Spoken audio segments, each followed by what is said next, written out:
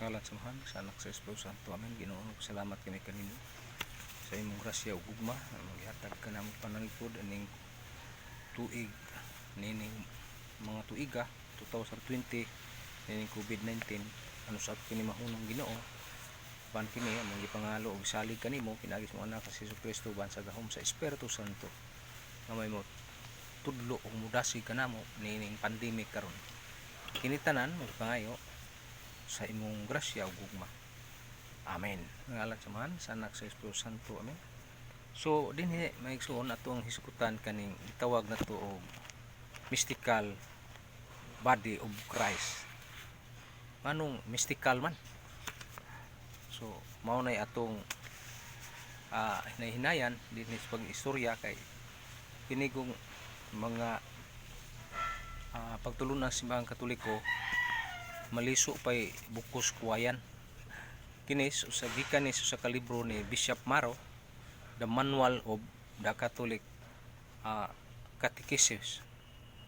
So mo ni atong hisgutan mga igsuon kay pahina 600 o 106 niya kining para po 41 page 41 balibay nun page 41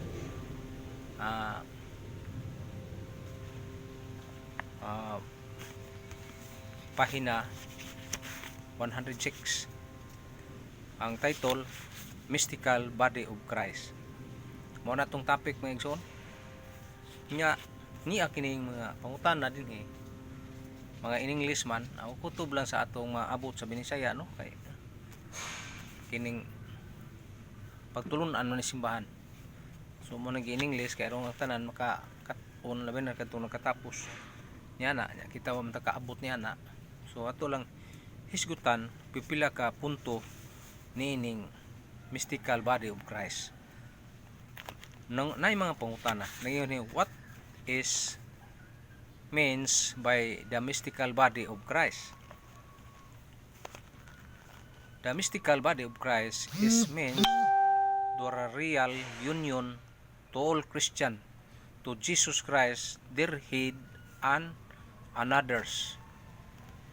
Sa ito pa siya ang Pangulo, si Kristo, mo Pangulo na ni, ug ang simbahan iyang lawas na, mo meaning ipasabot ya na. The perhaps body of Christ was first used by the St.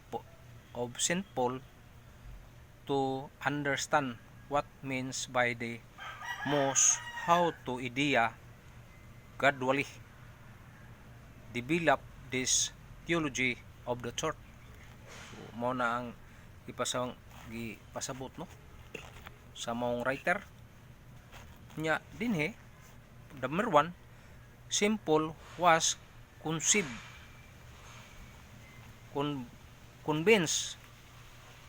Saint Paul was convinced what there was a community between the peoples of Old Testament and the new peoples of God, but he has also convinced that there was difference. Also convinced what there was difference. The difference is such that new is not longer people of God, distinguished by the race. Naay pasabot yan no nya there is neither Jewish nor Greek, there is neither slave nor freedom, there is a males for the females, but you are all ones in Christ Jesus. Nasa Galatia chapter 3 verse 28. Our unity in Christ make a difference. Na ay nagkalahi-lahi nga diferensya no. Sikan kaduha mga igsuon the consideration of the Eucharist. Diya sa lawas ni Kristo nagkahiusa kita diha. Help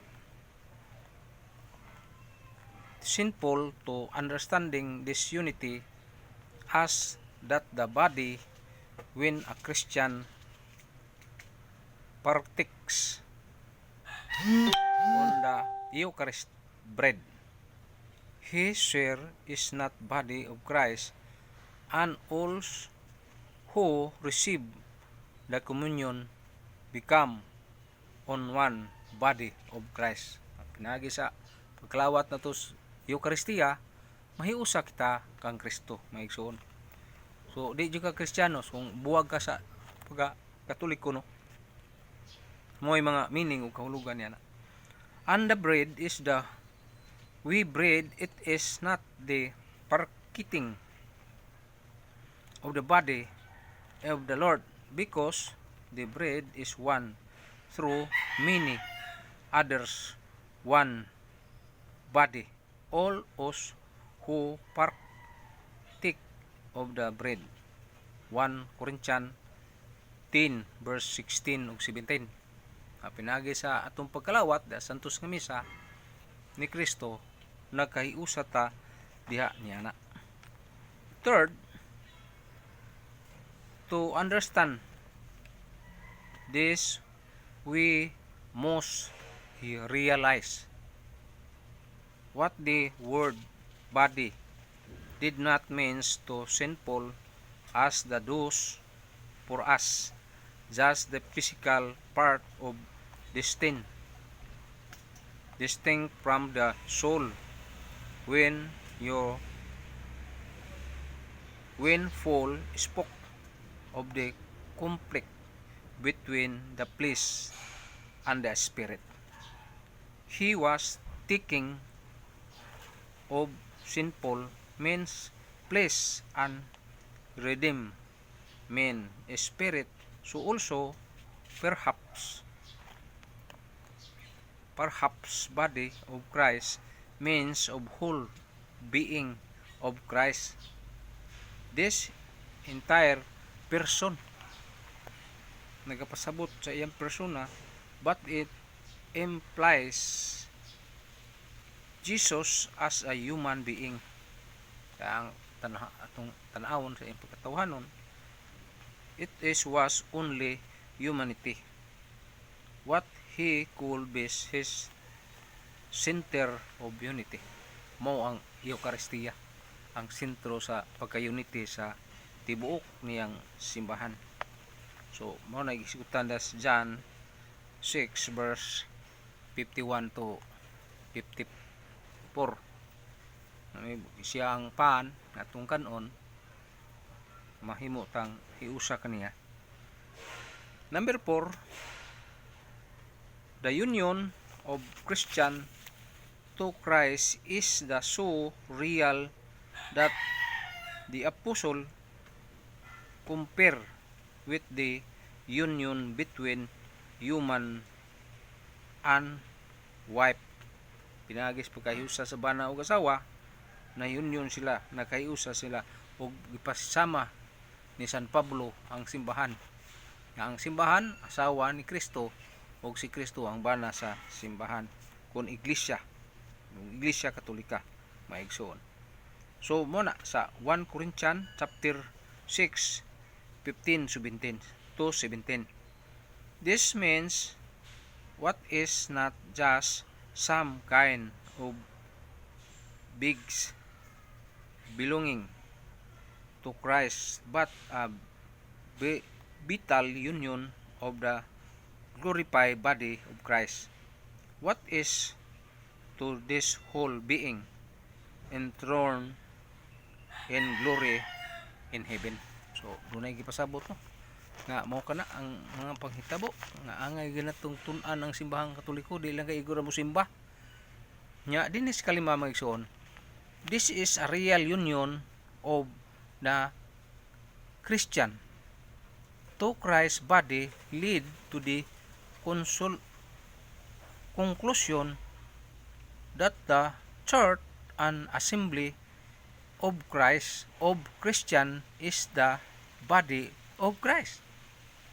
This is the developed, especially in the epistle to the Ephesian and Colossian. Therefore, the place, time, Christ called the head and body, which is the church, is clarify and relationship between Christ and members of body as the head of the members.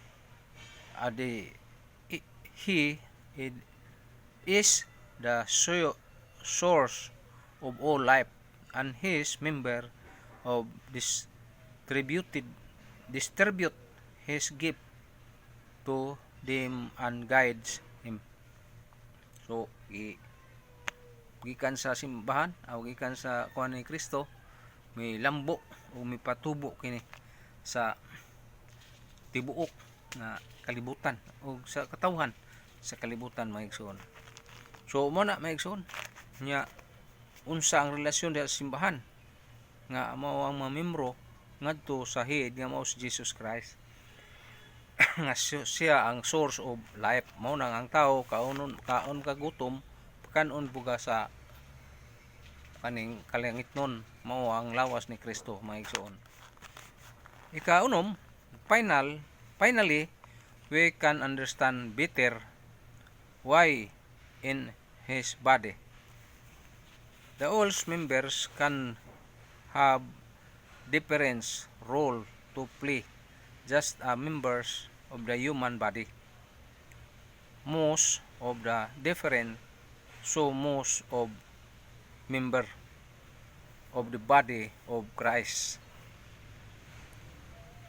The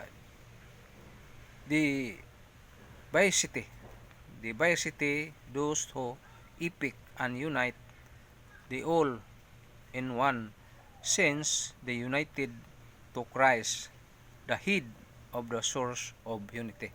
Sa ato pa panungtan ni Kristo, may usat ta diha pinagi sa simbahan nga naa si Kristo ang iyang lawas nga atong gikaon, mga igsoon. Nakaon nato, mga igsoon. Nya continuous ta, padayon ta, mga igsoon.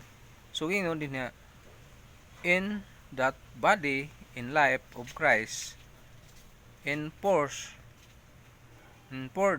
into the believers who through the sacrament of united, hidden and real way to Christ, who supply and was glorified for just as the body is a one and has many members, and all the members is body through many are one's body, to each which of Christ. 1 Corinthians chapter 12 verse 12. So mo na ang ipasabot, no? Kadaghan naman nato nang balik-balik nga parihar kag kamot kang Kristo sa tao, naay kamot, naay tiil diya sa simbahan, pinagi sa usa ka lawas nga mao iglesia o ang ulo mo si Kristo, mga igsoon. Iglesia Katolika nang pasabot, ha. Daghan marong mingon nga kami mo tinuod, pero guwa sila ning body of Christ, mystical body of Christ, layo sila kayo, mga igsoon. So dinhi nagpasabot na og tiyon dinhi amang itong basahon, also the building up of Christ's body, virus members and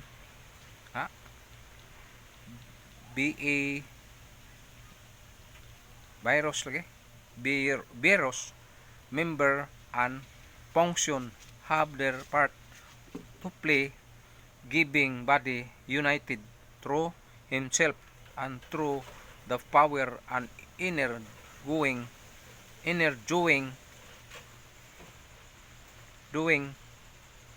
winning of the members the same spirit produce and urge love among these believers. The head of this body is Christ, but greatness, His power, He rules of things in between of the things on our earth, and with His all sufficing, all surpassing perfection, and we of active pills of pulse, and who body which the rich of the glory. Ephesians 1:18-23. Na puno sa bandihan nun Ginoo na nas Batikan to nya the church number 7. Padayon ta mga igsoon. Why is the called the mystical body? So murag kadaghanan na kunin na iskutan sa akong mga topic. The word mystical was added later in the history of the church for several reasons. The first of all, it distinguishes the church from the physical body of Christ, that the throne of heaven, even through the Christian who form of the mystical body of the real united to Christ's physical body. It is a physical body union which form of mystical body. So ang simbahan wa adyo magkomedya ba? Naagi mga opisyal panudlo may tungod nining mystical body of Christ. Ang Katoliko ra may naana. Ngano man kay kini simbahan na mo may gitudloan, mo may gipadayon ni Kristo, may lain. Mayon ta nga magtutuo lang ka sa Christ nya out ka. So kining libruhan nagtudlo nga ang out kung Catholic Church ka no salvation. Dinhi ning libruha ning akong gigunitan karong libro mga igsoon. Number 1, the word physical, it also used in the others to distinguish the church from the physical body and the natural order, since such body cannot have distinct personality. Our natural body of example exists in only one person, but the mystical body of Christ lead each person really distinct. So muna ang mga gipasabot no. Nga na gato ning tanagsaog binisaya murag di taghuman ron. So muna ato mga direct lang nga teaching o pagtulunan sa simbahang Katoliko mga igsoon. Unsa man ning mystical body of Christ? Usa na sa hinugpong ba nga ang ulo mo sa Kristo ug ang lawas mo yang simbahan. Ug ikaw membro ka sa lawas, na union ka, na unite ka pinagi sa Eucharist. So mo na igsoon. Nya padayon ta igsoon. The normal body of example so exists only person, but the mystical body of Christ lead its person really distinct. Yeah, finally, it is a called mystical to distinguish it's a form a moral body in the natural order. Form example group of peoples coming together for the communion purpose is called body.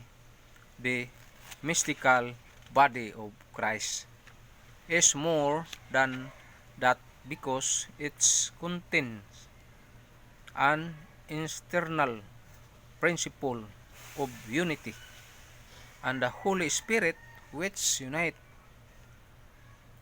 the members in the most more perfect way than its moral in a moral union. What means by communion of sin of the Apostle Creed? So dito sa Apostle Creed na litok mo gina ang tanan part yung gabahin sa simbahan ang lawas ni Kristo ug ang ulo ni Kristo mga igsoon. By the communion of the saints of meanings supernatural union of the faithful on earth and blessed in heaven, and the soul in purgatory, which Christ as their head. Ato pa mga kalag sa purgatorio, ug tuwa sa langit, ug ang dinis kalibutan, nahiusa, hinagi niya na. Mga igsoon. Nya, number 1, there is only one mystical body, only one, the church, which contains 3 portion.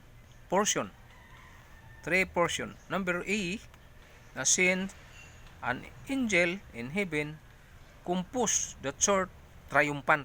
So ako itong gisgutan itong triumphant church na itong aging simana, no? Awadlaw.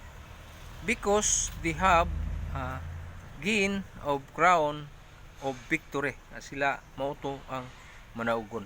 B, the soul in purgatory compose the church suffering, because they still have to expiate their sins before they can another enter heaven. Di kagasuod sa langit kung naadyo kay sa nga gamay, kung muagi kag purgatory, pero part na ang suffering da sa church suffering. So mo nang purgatory mga igsoon, church suffering ang ako naman itong i-explain na itong aging adlaw. Number C, kay B man to, no? ABCD man eh. Sa C, the faithful compose the church militant, because they have to struggle. Okay, bisog pa man ang kalibutan, manang struggle, which zealously against the enemy of their soul. Daghan kaawas itong kaag, no? Ikaduha, mga igsoon, all members of the church of the are one family and share in spiritual treasure of the church, while those in state of mortal sin do not enjoy fully these benefits of the communion of the saints, even there are not entirely excluded from each those who may receive the grace of repent,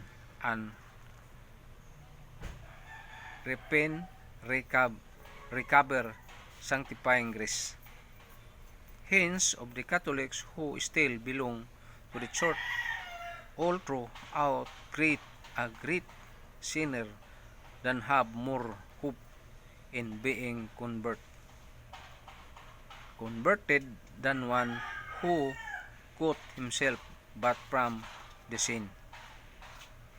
So, continuous na maigsoon, pagkadaghan mang pagtulon ang simbahang Katoliko niya, wa ni ta katuon himbiya na ta.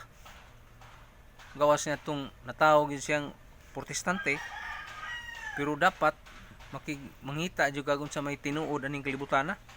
Dili kay mo utong ka na ng bersikulo kapitulo sa Biblia, kay ang Biblia ang Katoliko, ang Biblia wa mahimbugso ang simbahang Katoliko, kundi ang Biblia may nahimugso niya. Nya wagi ka kas Biblia matay layo kas katinuran kaluwasan oy. Kung ato lang ipahinumdom nga ang simbahan si Kristo may nagtukod. Simbahang Katoliko. Amiyon ka nga wa may mabasa lini Katoliko. Ang simbahan di man gud hamugiro. Butang ag sipra diha nya sipra ra. Ang simbahan matinud-anon. So mo na how do the members of the communion of saints help one another? The member of the communion of saints help one another by prayer and intercession and by merit of their good works. Sa imong mga yung buhat, membro ka sa simbahan Katoliko. Wadyo ka ini nga Katoliko nya sige kag sugal, sige kag binuang, bisyo unsa pa. Wa mo yan ang simbahan. So Ako tong gipaambit gabi ni matud pa ni Saint Cardinal Newman nga holiness is necessary. Hebrew 12 verse 14. Number 1, kining atong continuous ta aning better to love more. Ingon diri, through the communion of sin, the blessed in heaven can help those in purgatory who on earth by praying to them. People on earth should honor the blessed in heaven and pray them because they worthy of honor as friends of God will help the people on earth. So mao nang pinagis mga santos nga amigo mo sila sa Ginoo, friends man sila, matud pa ani, dali silang dawaton og kitang nagampo ila pong tabangan nga magpadayon tag-ampo sa mga kalag nga naas pag-antos nga gitawag natog purgatory. So mo na maigsoon nya may butang higala sa Ginoo ang kadtong mga santos. This is way of pray to the saint angel that may intercede, ang mga anghel mo appeal na to sa pag-ampo alang sa kaluwasan for us before God who they see face to face. Ang anghel raman may maka face to face sa Ginoo paghangyo sa atong kinahanglan din sa kalibutan. Give thanks the Father to making you worthy to share of the lot of the sins of light. Colossians chapter 1 verse 12. So mao na meaning ug ipasabot mga igsuon, no? Second, the soul of the purgatory pray for them angel and saint and pray for living but they cannot merits anything from themselves. Ang mga anghel, mga santo sa langit, mag-ampo pod alang niadtong nag-anto sa purgatory. Kaya hindi naman makaampo tong tuas purgatory kay sinilutan sila, pero makalingkawas pa sila diha pinagis pag-ampo sa mga tao o sa mga balaan nga tuwa na sa langit, maigsoon. 3, the faithful on earth through the communion of sin can relieve the suffering of the soul in purgatory by prayer, fasting, and others good works, and indulgence, and by having masses offer from them. Pinakis santos nga misa nga iupir sa mga katungod o mga kaliwat, ang Diyos na ibahala, no? Na may pangutanan lang niya, kasiguro mo nga lang ito. Ginoo rin nasayod, apan ako ato magampo ta para ana. Kaya Ginoo rin nasayod sa paghatag og kaluoy, kay ang tao di ta Diyos na tao masayod patantanan, no? Pareha pa ta sa Diyos, sayod tantanan, di ta mga matay, di ta man sakit, di ta muwa ning kalibutana. Sa ato pa nikigambit ta, human ning kinabuhi, mabanhaw ta diha na ta nakaambit sa kinabuhi ni Kristo. Matud pang San Agustin, mingon San Agustin. Saint Augustine say, prayer in the key which we open of gate in heaven. So laliman ka ng San Agustin, no? Ang pag-ampo mo abli sa gate sa pultahan ngadto sa langit. Nya the suffering soul alang sa mga kalag nga nagantos in the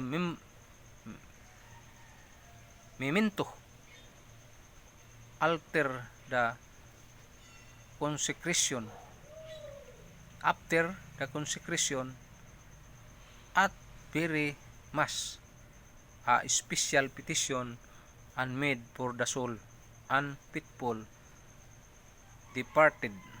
Therefore soul cannot merits anything. They depend open their brothers and Christ in Christ on earth and in heaven to help the Athens there's eternal home as soon of possible.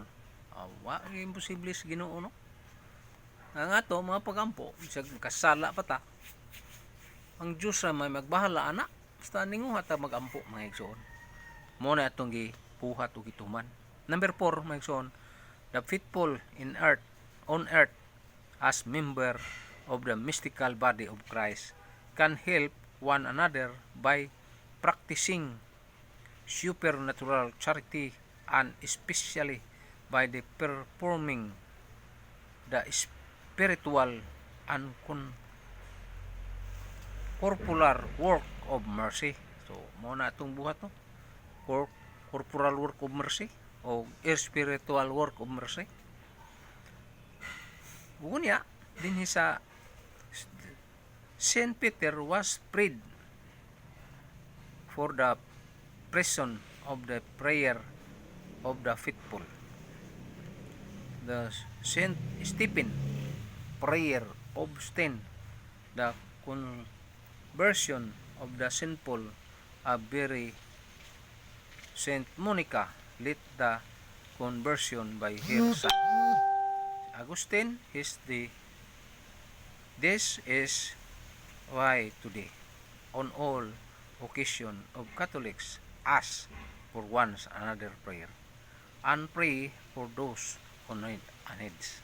Hanglan tao mga pag-ampo yun niya na mabuhi man o mapatay o labi ng tuwa dito sa langit sila sa nag-ampo alang kanato. Number 5 mga igsoon, the doctrines of the communion. The sin is one of the most consoling dogmas and of the church. With body of Christ, we are constantly receiving impossible help from so many unknown to us, and we can help countless people of needs even when we are sick, suffering, condemned to inaction of apparently useless, especially then to only we accept all the love and offer into God. And when our loved ones die, we know we are not really separate from thee, but remain a loving communion with them. Nice teaching of the Catholic Church mga igsoon. So, muna nga salamat ta sa simbahan nga Katoliko sa iyang mga panundo nga mga bugat kayo og mga rason. So, atong topic the mystical body of Christ. Dinis sa kalibro nga Catechism Manual by Bishop Luis Moro. Usa sa obispo nga si Moro Luis Laboratories Lara Buere Moro STD Bishop of Chris Nagar Catholic Guides. So muna ayson usas mga Catechism nga manual nga sayon kayo nitong sabton ayson kining libro ha mo na sa kalibro nga Our Catholic Faith,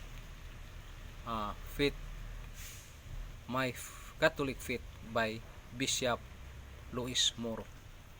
Daghang salamat sa inyong pagpatalinghog ug pagbasa ani ug pagpaminaw sa akong video nang hinaot ko nga ang Dios manalangin kanimo ug kanako. Amen. Sa ngalan samahan sa Anak sa Espiritu Santo. Amen.